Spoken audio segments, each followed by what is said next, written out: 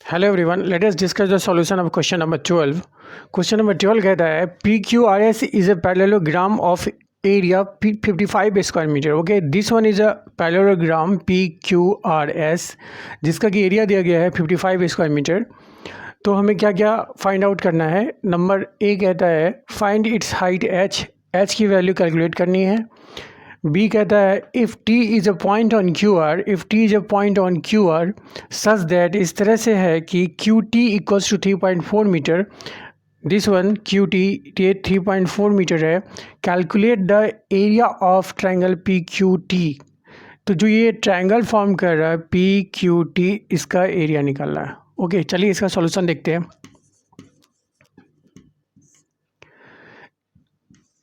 Portion ए को solve करते हैं। सबसे पहले कहने का मतलब हाइट निकालते हैं, एच की वैल्यू निकालते हैं। ओके, तो we no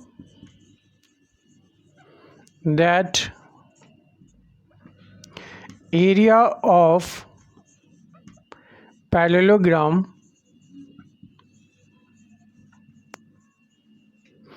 P Q R S equals to, जो पैरेललोग्राम का एरिया होता है उसका फार्मूला होता है बेस इंटू हाइट होता है।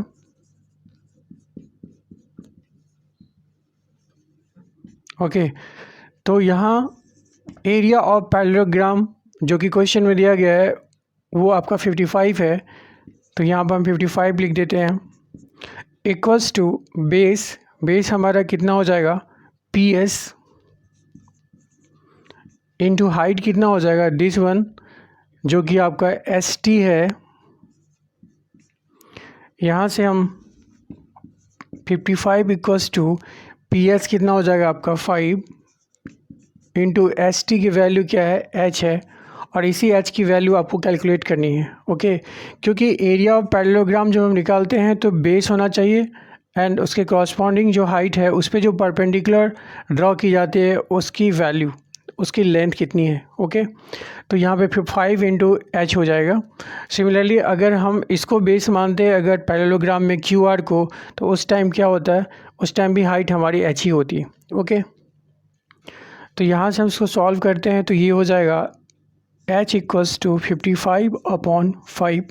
जब 5 इस तरफ जाएगा तो डिनोमिनेटर में जाएगा, तो यहाँ से हो गया 5 11 जा 55।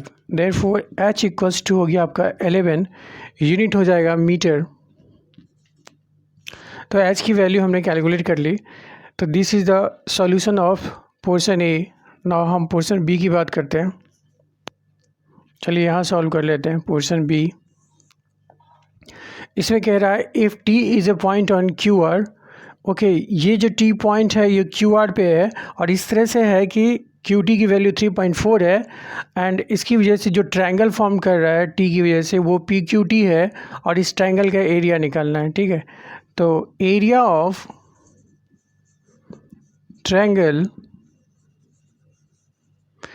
का नाम दे दीजिए पी क्यू टी। ये हो जाएगा आपका 1/2 into base into height equals to 1/2 into base की वैल्यू हो जाएगी दिस वन, क्योंकि पी क्यू टी का जो ट्रायंगल है उसका बेस कितना है क्यू टी है, क्यू टी इंटू हाइट कितने हाइट होगी आपकी एस टी। पैरेललोग्राम की जो हाइट है उतनी ही हाइट इस ट्रायंगल की भी होगी। ओके, तो ये हो जाएगा आपका एस टी और वैल्यू रख दीजिए 1/2 इंटू क्यू टी की वैल्यू आपका 3.4 है इंटू एस टी की वैल्यू एच है, एच की वैल्यू 11 मीटर है।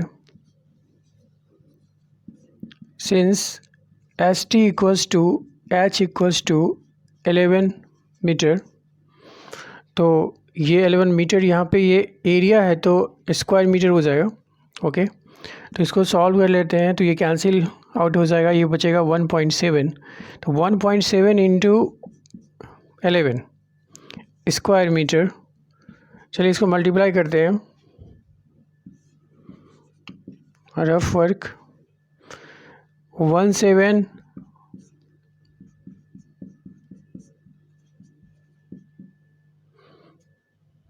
ये हो गया आपका 18.7 स्क्वायर मीटर।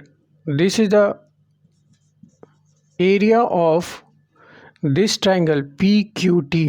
ओके, चलिए क्वेश्चन नंबर 13 का सॉल्यूशन देखते हैं। क्वेश्चन नंबर 13 कहता है the diagonals of a rhombus are 20 centimetre and 16 centimetre, find its area, length of its sides and perimeter. Okay, तो तीन चीज़ें यहाँ पे हमें कैलकुलेट करनी है, यू कैन से इवेलुएट करनी है, एरिया करना है और लेंथ ऑफ साइड्स करना है एंड पेरीमीटर करना है। ओके, चलिए इसका सॉल्यूशन देखते हैं। सबसे पहले हम क्या करेंगे, रोम्बस एक ड्रॉ कर लेते हैं क्योंकि यहाँ पे रोम्बस की बात हो रही है।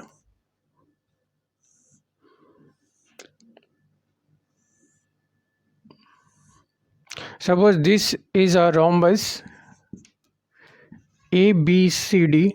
ओके, और इसके डायगोनल्स कौन से होंगे, AC होगा और BD होगा, राइट, जिसमें कि हम इसकी वैल्यू को रख देते हैं। एक 20 सेंटीमीटर है और एक 16 सेंटीमीटर है, तो हमने इसे 20 सेंटीमीटर कहा। This diagonal is of 20 centimetre AC and another diagonal is 16 centimetre, this one BD। ये दोनों डायगोनल्स की लेंथ हो गई। ओके, आप इसको भी 20 मान सकते हैं और इसको 16 मान सकते हैं, उससे कोई फ़र्क नहीं पड़ेगा, राइट। साथ ही साथ हमें पता है कि जो रोम्बस होता है उसके जो डायगोनल्स होते हैं, रोम्बस के जो डायगोनल्स होते हैं वो एक दूसरे को 90 डिग्री पे बाइसेक्ट करते हैं। ओके, परपेंडिकुलरली बाइसेक्ट करते हैं। ओके, तो अब हम देखिए इसका सॉल्यूशन निकालते हैं। Let ABCD is a rhombus, okay, whose diagonals are AC and BD, where AC equals to 20 centimeter and BD equals to 16 centimeter. Okay, therefore area of rhombus ABCD, area निकालना है rhombus का, तो उसका formula होता है 1/2 into first diagonal into second diagonal. तो first diagonal हमारा कौन सा है, यहाँ पे AC को मान लेते हैं, तो दूसरा कौन सा हो जाएगा, BD हो जाएगा। तो यहाँ से हो जाएगा हमारा वैल्यू 1/2 इंटू AC की वैल्यू 20 इंटू BD की वैल्यू 16, 2 10 या 20, तो हो गया 160 यूनिट हो जाएगा आपका square centimetre, because we are evaluating the area of rhombus. Okay, and sides, not sides, here the diagonals are given in centimetre, so area will be in a square centimetre, right. Now इसका second portion देखते हैं, length of it sides निकालना है। तो length का मतलब है आपको कि रोम्बस के जो भी साइड्स होते हैं वो सारे क्या होते हैं, इक्वल होते हैं, हमें पता है। कहने का मतलब ये साइड इक्वल्स टू इसके होगा, all 4 sides are equal in rhombus. Okay, तो हम किसी एक साइड की वैल्यू निकाल लेते हैं, तो that will be the length of its sides, right. तो सपोज कहते हैं हमें CD की वैल्यू कैलकुलेट करनी है। ओके, तो CD की वैल्यू कैसे निकलेगी, अब देखिए ये जो है सो 90 डिग्री पे बाइसेक्ट कर रहा है दोनों डायगोनल एक दूसरे को, राइट। सो ये एक राइट एंगल ट्रायंगल बन रहा है। ओके, और इसके जो पॉइंट ऑफ इंटरसेक्शन है उसको हमने O मान लिया है, right. Let O is the point of intersection of both the diagonals। Okay, दोनों डायगोनल्स के पॉइंट ऑफ इंटरसेक्शन को O मान लिया। तो अब जो हमारा COD है एक राइट एंगल ट्रायंगल फॉर्म हो रहा है। अब इसमें हम क्या करेंगे, इस ट्रायंगल से हम CD की वैल्यू कैलकुलेट करते हैं। ओके, तो सबसे पहले अगर ये राइट एंगल ट्रायंगल है तो हम क्या कर सकते हैं, पाइथागोरस थ्योरम इस पर अप्लाई करते हैं। Since COD is a right angled triangle, okay, तो यहाँ से देयरफॉर CD स्क्वायर हो जाएगा आपका OC square plus OD square हो जाएगा, राइट। ये हो गया बाय पाइथागोरस थ्योरम। ओके, अब हमें OC और OD की वैल्यू चाहिए, तो OC और OD कितना होगा, यहाँ से CD स्क्वायर हो जाएगा, OC का स्क्वायर। OC कितना होगा, हमें पता है, we know that from the property of rhombus कि जो डायगोनल्स होते हैं रोम्बस के वो परपेंडिकुलरली बाइसेक्ट करते हैं। इसका मतलब है कि AC और BD जो है एक दूसरे को जो है सो बाइसेक्ट कर रहे हैं। तो कहने का मतलब ये OC जो है सो ये OA के इक्वल हो जाएगा, राइट। अगर ये यहाँ से यहाँ तक 20 है तो ये वैल्यू OC कितनी हो जाएगी, 10 हो जाएगी, राइट। सिमिलरली यहाँ पे क्या हो जाएगा, OB इक्वल्स टू OD होगा, राइट। कहने का मतलब ये पूरा 16 है तो OB इक्वल्स टू OD कितना हो जाएगा आपका 16/2 दैट इज़ 8, राइट। यहाँ पे हम लिख लेते हैं OC equals to OC equals to आप लिखिए OA equals to AC upon 2 that is 20/2 that is 10 centimetre. और यहाँ से हो गया आपका OB equals to OD equals to BD upon 2 equals to 16/2 that is 8 centimetre, right.